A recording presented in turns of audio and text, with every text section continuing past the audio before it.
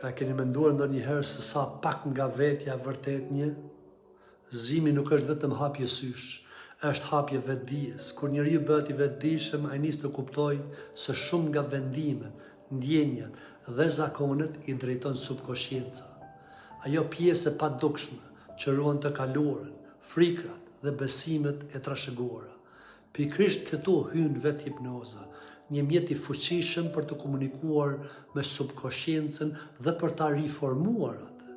Kur fillon të ndërtosh një imazh të ri për veten, të bazuar në mundësi, jo në kufizime, transformimi është i pashmangshëm. Ndryshon mënyra se si e sheh botën, si reagon, si vepron. Ky është transformimi rrënjësor, jo vetëm një version më i mirë i vetes, por një vetë krejt e re, e zgjuar, e lirë dhe e vetëdijshme. Ju falemnderit dhe mirupafshim në vitet e radhës.